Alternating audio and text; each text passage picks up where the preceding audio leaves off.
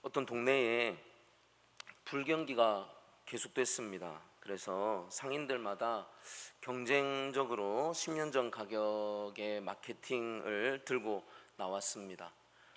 중국집에서는요, 짜장면 10년 전 가격으로 드립니다 하고 홍보를 하니까 옆 동네에서 사람들이 막 몰려듭니다. 그리고 주유소에서는 이렇게 합니다. 휘발유를 10년 전 가격으로 드립니다 하니까 지방에서도 사람들이 몰려왔습니다. 한 부동산은 또 이런 홍보를 했습니다. 아파트를 10년 전 가격으로 드립니다 하니까 이제 해외에서까지 비행기를 타고 사람들이 몰려듭니다. 그러니까 마지막으로 한 가게가 자기들도 10년 전 가격으로 제품을 드립니다 이렇게 했는데, 손님들이 가게에 몰려와서 주인에게 문매를 가합니다. 그 가게는 컴퓨터 매장이었습니다.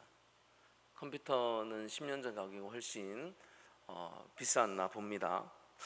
컴퓨터는 10년 전 가격이 결코 싼 가격이 아니다라면요, 똑같은 10년 전 가격이라는 말도 어디에 어떻게 사용하느냐에 따라서 사람을 기쁘게 하기도 하고 화나게 하기도 한다는 것을 우리가 알 수가 있습니다. 말은 똑같지만 그 말을 사용하는 사람의 의도에 따라서 전혀 다른 결과를 가져온다는 것이죠. 그러면은 우리 하나님 말씀은 어떤가 우리도 한번 생각해 봤으면 좋겠습니다. 말씀이 언제나 우리에게 편하게만 다가오십니까? 그 말씀이 정말 우리를 살리고 있습니까? 말씀은 우리를 위로하지만 때로는 우리의 죄를 드러냅니다. 말씀은 우리를 살리지만 때로는 우리가 포기하고 싶은 것들을 내려놓으라고 하기도 합니다. 그래서 말씀대로 살아보려고 발버둥 치고 애쓰는 게 힘들 때도 참 많습니다. 그리고 불편하기도 합니다. 그러고는 때로 스스로 묻게 됩니다. 말씀대로 살아야 되는데 왜 이렇게 안 되지? 나는 왜 믿음이 이것밖에 안 되지? 왜 나는 같은 시험 앞에서 남들은 잘 이겨내고 그런 간증거리가 많은데 나는 왜 계속해서 넘어지지? 오늘 본문에는요, 하나님의 말씀인 그 율법을 가지고 예수님을 찾아온 사람들이 있었습니다. 그리고 그들이 율법으로 만든 그 올무 한가운데에 한 여인이 서 있는 것을 우리는 보았습니다. 서기관과 바리새인들이 간음 중에 잡힌 여인을 끌고 와서 사람들 가운데 세우고 그리고 예수님께 묻는 장면이죠. 우리 오늘 본문 4절을 보시면요, 4절 5절 보시면 같이 읽어볼까요? 시작. 선생이여, 이 여자가 간음하다가 현장에서 잡혔나이다. 모세는 율법에 이러한 여자를 돌로 치라 명하였거니와 선생은 어떻게 말하겠나이까? 이 사람들은요, 율법을 잘 알고 있었습니다. 실제로 모세의 율법은 간음한 남자와 여자를 모두 죽이라고 레위기서와 또 신명기서에서 규정하고 있습니다. 그런데 그 율법을 잘 안다는 사람들이 현장에서 붙잡았다고 하면서도 남자는 보이지 않고 여자만 끌고 왔음을 우리는 발견할 수가 있습니다. 이들은요, 율법 전체에 순종하려는 게 아니라 자신들의 목적에 필요한 부분만 들고 지금 예수님 앞에서 말하고 있는 것을 우리는 알 수가 있죠. 6절은요, 그들의 진짜 목적을 우리에게 밝혀주고 있습니다. 6절 읽겠습니다. 시작. 저희가 이렇게 말하면 고소할 조건을 얻고자 하여 예수를 시험함이로라, 이렇게 말합니다. 그들은요, 예수님의 뜻을 알고 싶어서 질문한 게 아닙니다. 말씀에 순종하려고 예수님을 찾아온 것 또한 아니었습니다. 예수님을 시험하고 넘어뜨리기 위해서 말씀을 가지고 온 것이었습니다. 서기관과 바리새인들이 하나님의 말씀을 지금 올무로 사용하고 있음을 우리는 볼 수가 있습니다. 여인은요, 자신의 죄로 지금 죽음 앞에 서 있게 되었습니다. 그런데 지금 이 사람들은 한 사람의, 이 여인의 생명과 영혼에는 전혀 관심이 보이지가 않습니다. 그들에게 이 여인은 그저 예수님을 잡기 위한 수단으로밖에 사용되고 있지 않습니다. 예수님이 돌로 치라라고 하시면 예수님의 그 말씀하셨던 그 사랑이나 그 자비를 문제 삼을 수 있는 제목이 됩니다.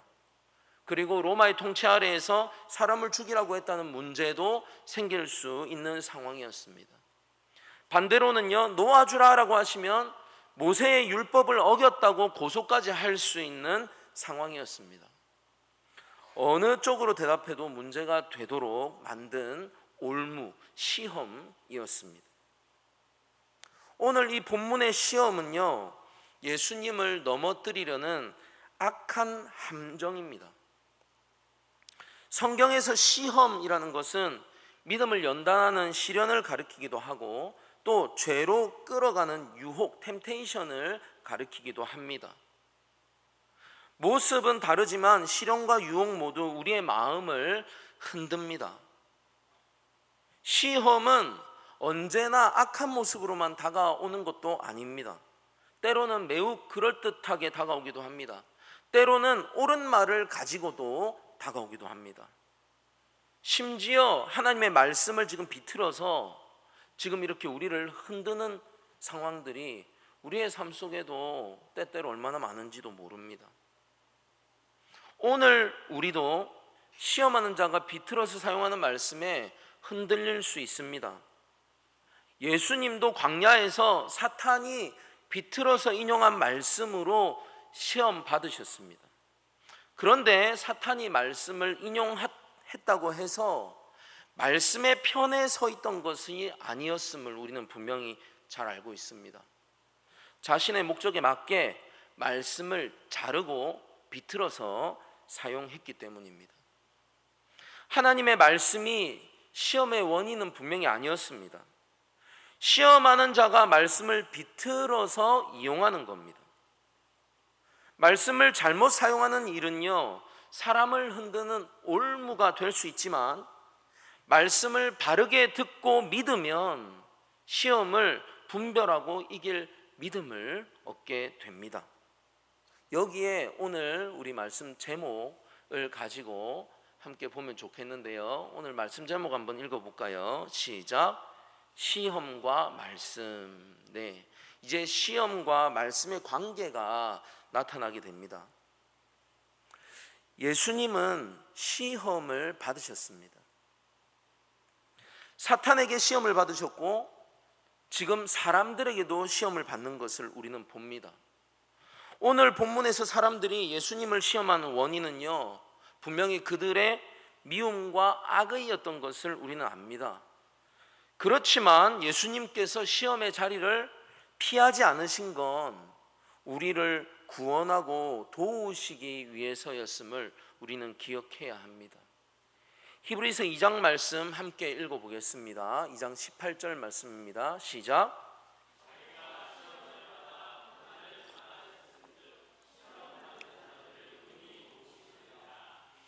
아멘.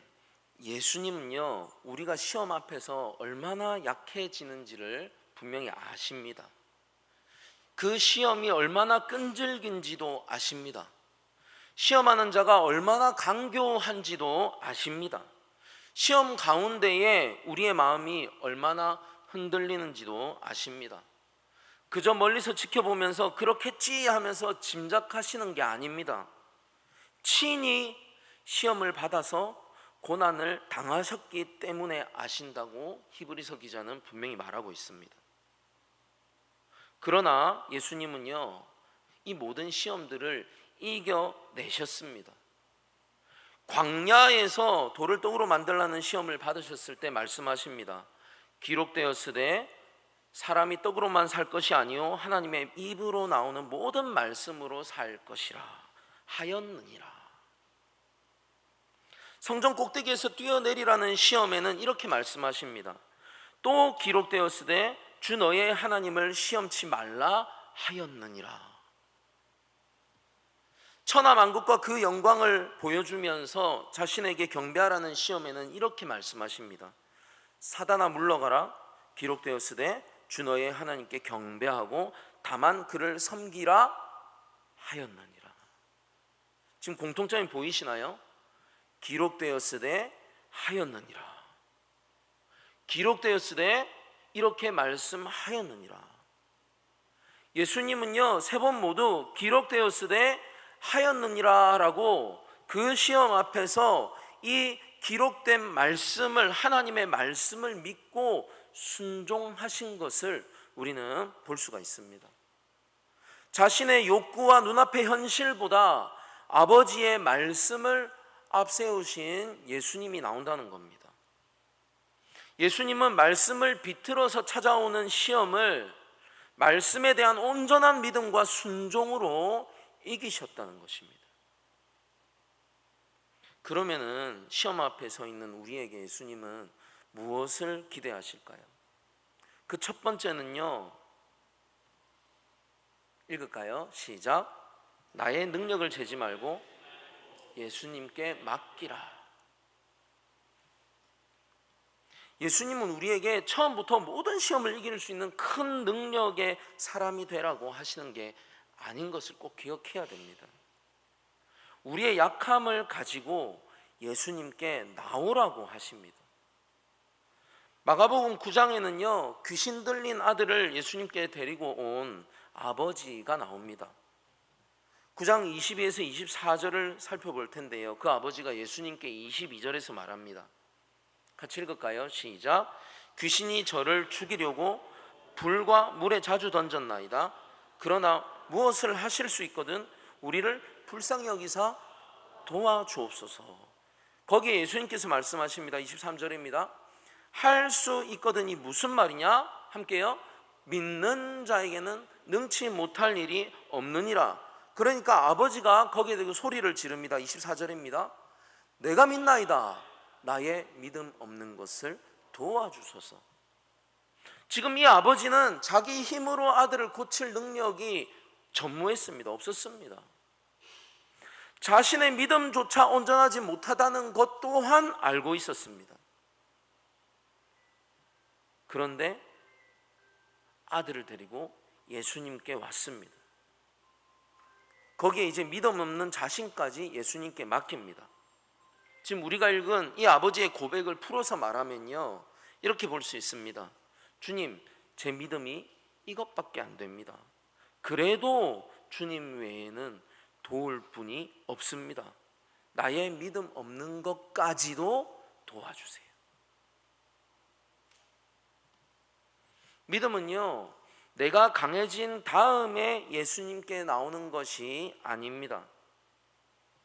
약한 모습 그대로 예수님께 나오는 것이 바로 믿음입니다.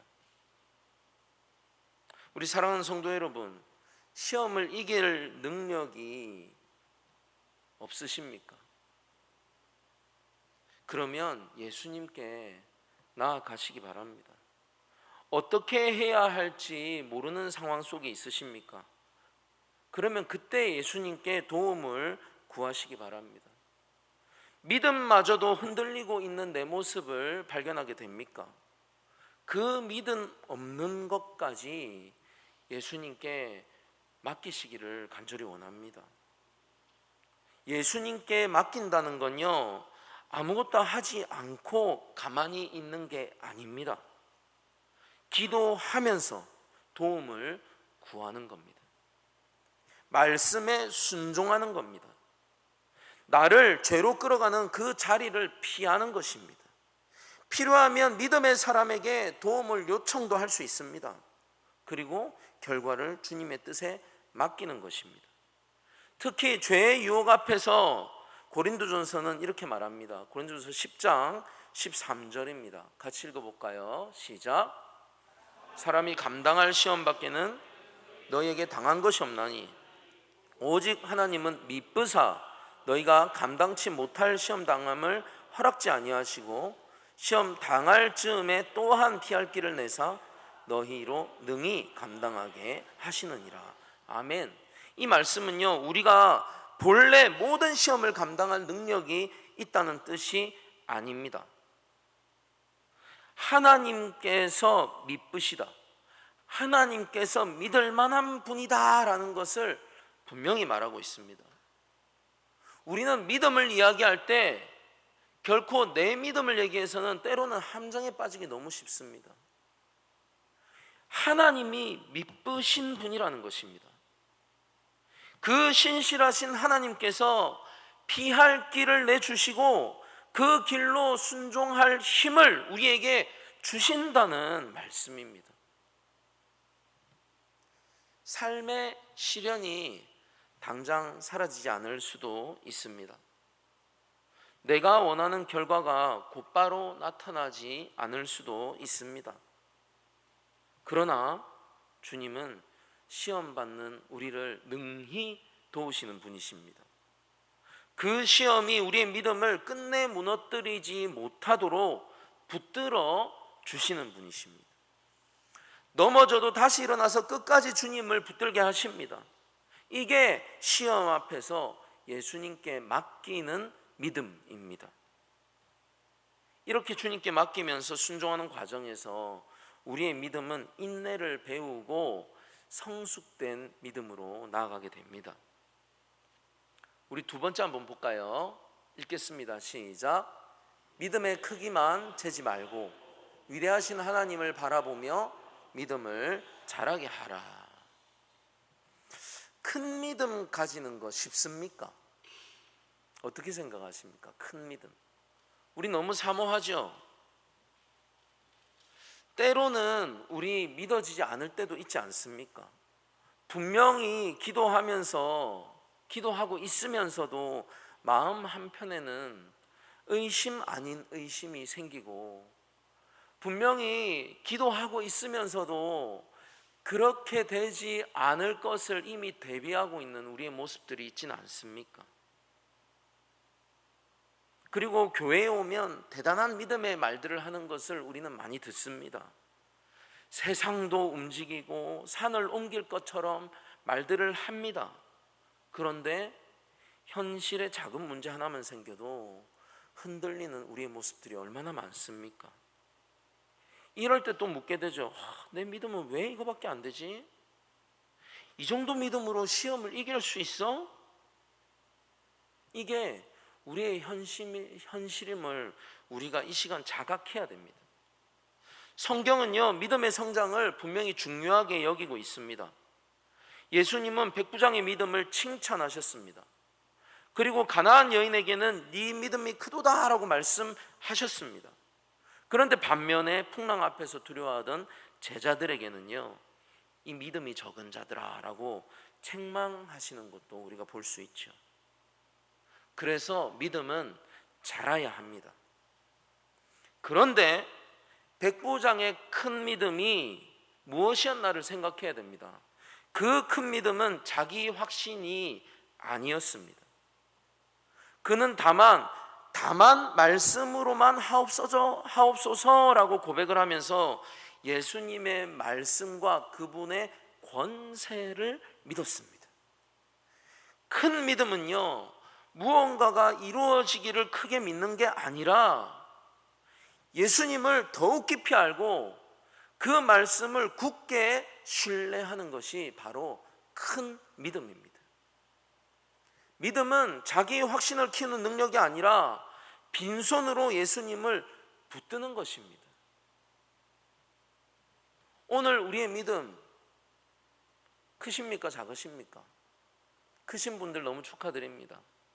그런데 작을 수 있습니다. 그러나 낙심하거나 그 자리에 머물지는 마셔야 합니다.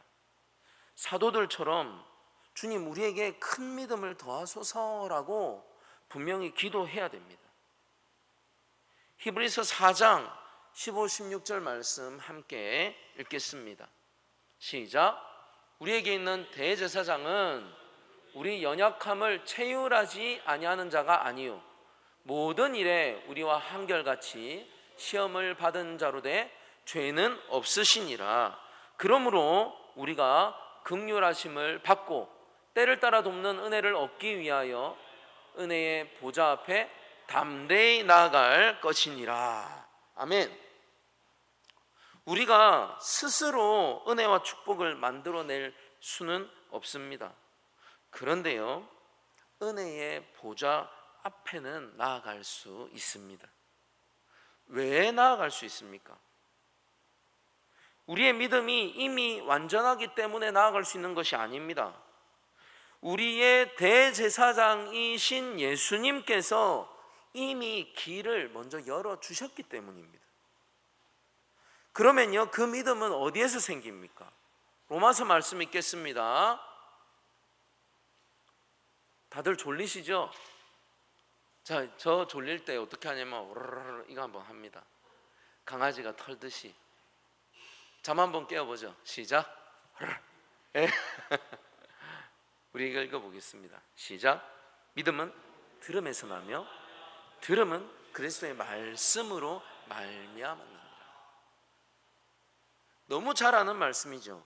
믿음은 들음에서 나고 들음은 그리스도의 말씀으로 말미암았다. 믿음은요, 자신을 향해서 믿어야 된다, 더 크게 믿어야 돼 라고 몰아붙인다고 잘하는 게 결코 아닙니다. 듣는 말씀을 통해서 하나님이 어떤 분이시고 예수님께서 무엇을 이루셨는지 들을 때 잘한다고 성경은 말하고 있습니다.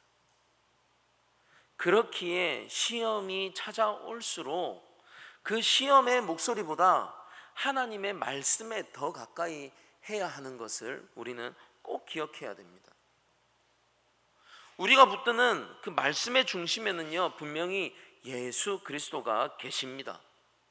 예수님은 시험을 이기는 방법만 가르쳐 주신 분이 아닙니다. 친히 모든 시험을 이기신 구주, 나의 구주이심을 우리는 꼭 기억해야 됩니다. 영어로 My Lord 하면서 찬양하잖아요. 나의 주인 되신 나를 구원하신 내 주인 예수님이심을 기억해야 한다는 겁니다. 예수님께서 광야의 시험만 이기신 것이 아닙니다. 십자가 위에서도 사람들은 예수님을 시험했습니다. 우리 마태복음 27장 말씀 같이 읽어볼까요? 시작. 네가 만일 하나님의 아들이거든 자기를 구원하고 십자가에서 내려오라. 예수님이 이 말씀 듣고 십자가에서 자기를 구원하고 내려오라 하는 그 앞에 조건, 네가 만일 하나님의 아들이거든, 이 조건 맞습니까? 틀립니까? 졸리십니까? 이 조건 맞습니까? 틀립니까? 맞죠? 그러면 내려오시면 돼요, 안 돼요?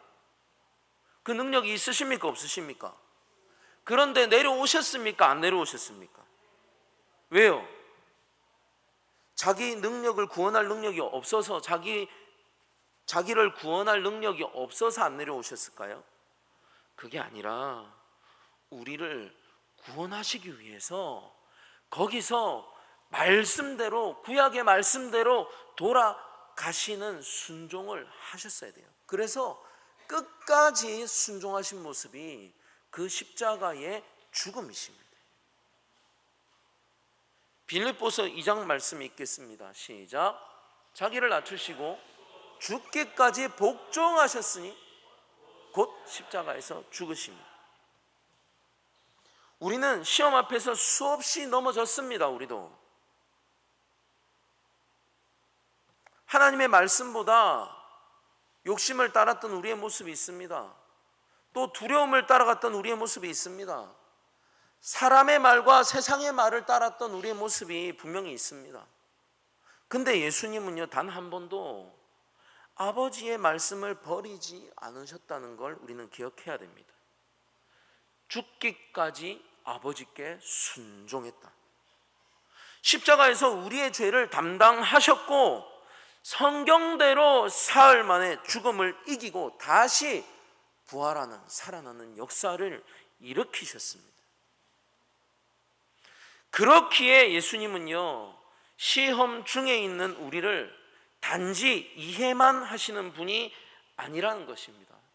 우리를 실제로 도우시고 넘어진 우리를 다시 일으켜서 그 시험 가운데서 끝까지 믿음을 지키게 하시는 분이 바로 예수님임을 믿으셔야 합니다. 말씀은 우리에게 야, 네 힘으로 이겨내라고 명령만 하는 것이 아닙니다. 말씀은 모든 시험을 이기신 예수님을 지금 먼저 우리에게 들이밀고 보여주고 있습니다.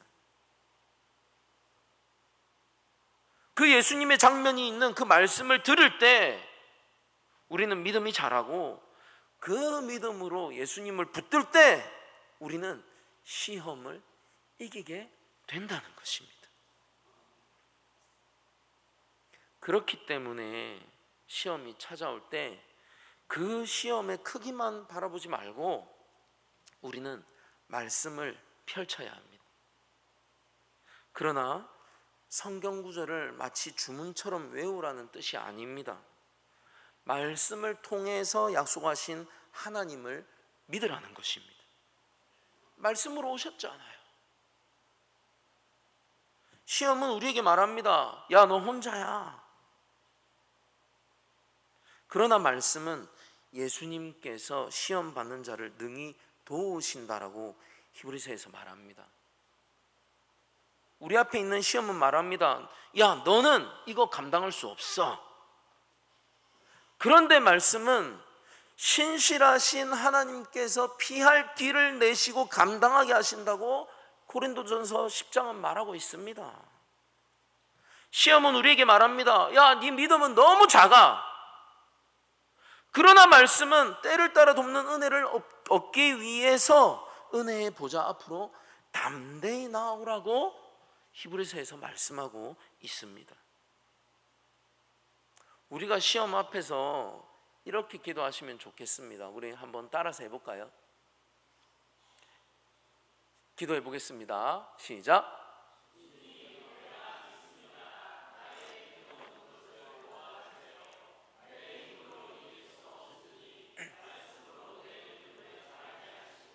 모든 시험을 이기신 주님을 굳게 붙들게 해주세요. 우리 한 번 더 기도하겠습니다. 시작.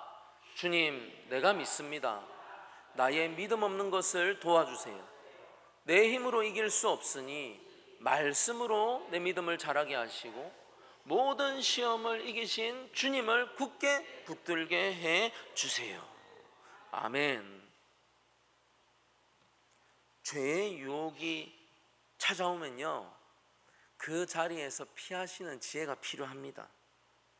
두려움이 찾아오면 하나님의 약속의 말씀을 읽는 확신이 필요합니다.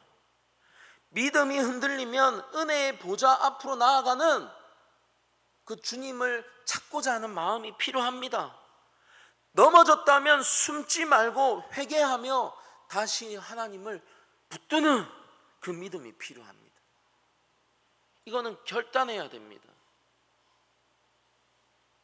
시험을 이긴다는 건요, 언제나 문제가 즉시 사라지는 것을 뜻하는 것은 아닙니다. 시험 가운데에서도 믿음을 버리지 않는 것입니다. 말씀에 순종하는 것입니다. 넘어져도 회개하며 다시 주님께 돌아오는 것입니다. 그렇게 하셔서 지금 이 자리에 계신 우리 사랑하는 성도님들을 주의 이름으로 축복합니다. 그리고 혼자 시험을 이기려 하지 말아야 합니다. 시험은요, 우리를 계속 고립시키려고 해요. 야, 너 그거 아무한테도 말하지 마. 너만 이런 어려움 겪고 있어. 사람들이 알면 실망해. 이렇게 우리에게 계속 말합니다. 그런데 하나님의 말씀은 우리를 교회 공동체로 부르시는 것을 기억해야 돼요. 갈라디아서 6장 1절은요, 시험을 받을까 자신을 살피면서 넘어진 형제를 온유하게 바로 잡으라고 말씀합니다. 거기에 이어지는 2절을 우리 한번 같이 읽어보겠습니다. 시작. 너희가 짐을 서로 지라. 그리하여 그리스도의 법을 성취하라. 그리스도의 법을 성취하기 위한 방법이 너희가 짐을 서로 지라는 거예요. 아픔을 함께 지라는 것입니다. 같이 안아주고 품어주면서 혼자의 아픔으로 두게 하지 말고 함께 지고 나아가라는 것입니다. 교회를 중심으로 생활한다는 거예요. 그냥 단순히 교회 행사에 많이 참석한다는 게 아니지 않습니까? 함께 예배드리고 함께 말씀 듣고 함께 기도하고 함께 찬양하고 서로의 삶과 짐을 나누는 것이 바로 그 교회 공동체가 함께 하는 것입니다. 한 달 전에 목사님 말씀하신 것처럼 이제 말복이 끝났죠? 그죠? 이제 구역 예배가 재개될 때가 되었습니다. 오늘 광고에 나갔죠. 다음 주부터 함께 한다고. 구역 예배, 전도회 이런 소그룹 모임에서요, 우리의 삶의 작은 것들을 나눌 수 있는 우리 사랑하는 성도님들 되시기를 간절히 바랍니다. 요즘 기도가 잘 안 돼요. 자녀 문제로 마음이 힘들어요. 경제적인 문제로 두려워요. 같은 유혹 앞에 계속해서 자꾸 넘어져요. 근데 여기에 철칙은 있죠. 저는 그렇게 말합니다. 우리 소그룹 안에서 나눈 것들 밖에 나가면 누가 그랬는지 지구 끝까지 쫓아가서 찾습니다. 벌금 내셔야 돼요. 그 안에서 함께 그 짐을 지기 위한 주 안에서의 나눔이 반드시 필요합니다. 왜요? 한 사람의 믿음이 약해졌을 때 다른 사람이 말씀으로 붙들어 줄 수 있어요. 참 지난주에 이어서 오전 말씀하고 계속 연결이 되죠. 한 사람이 기도할 힘을 잃었을 때 다른 사람이 대신 기도해 줄 수 있습니다. 한 사람이 시험 속에서 길을 보지 못할 때 공동체가 함께 피할 길을 찾도록 도와줄 수도 있습니다. 그 공동체가 그러면 완전하기만 하냐? 그럴 수는 없죠. 그렇지만 우리는 하나님 앞에서 또 회개하고 서로 용서하면서 다시 서로를 붙들어야 함을 믿으시기를 바랍니다. 하나님께서는 예배와 말씀과 성도의 교제를 통해서 우리의 믿음을 지키고 교회를 자라게 하신다는 것을 믿으셔야 합니다. 많은 어려움과 시험이 우리의 삶 가운데, 우리의 신앙생활 가운데 분명히 있습니다. 질병의 시험이 있고요, 물질의 시험이 있고, 자녀와 가정의 시험이 있고, 관계의 시험이 있습니다. 또 죄의 유혹과 믿음을 흔드는 시험 또한 있습니다. 예수 믿는다고 그거 없으면 얼마나 좋겠습니까? 그냥 천국이죠. 우리의 연약함이 얼마나 종종 드러납니까? 내가 또 이랬네 하면서 하나님 앞에 부끄럽고 사람 앞에 부끄러운 우리의 모습들이 얼마나 많습니까? 그럴 때 옆에서 본다고 손가락질 할 겁니까?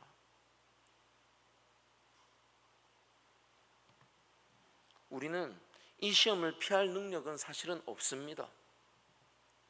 저는 없더라고요.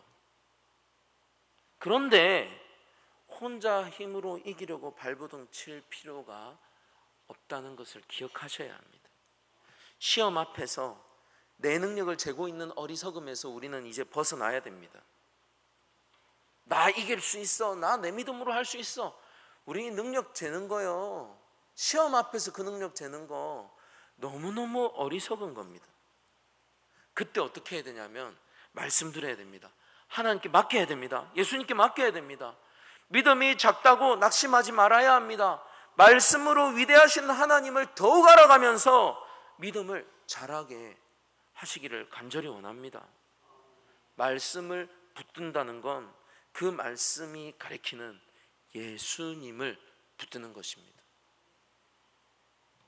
그러면 성령이 도우십니다. 왜요?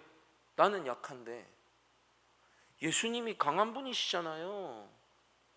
시험은 커요. 근데 그 모든 시험을 이기신 예수님은 더 크신 분이세요. 사단의 머리를 크러시드, 완전히 박살 정도가 아니고 그냥 가루를 내셨대요. 십자가 위에서. 그분이 바로 예수님이세요. 우리 함께 고백하기 원합니다. 시작. 나는 약하지만 예수님은 강하십니다. 주님 말씀으로 내 믿음을 자라게 하옵소서.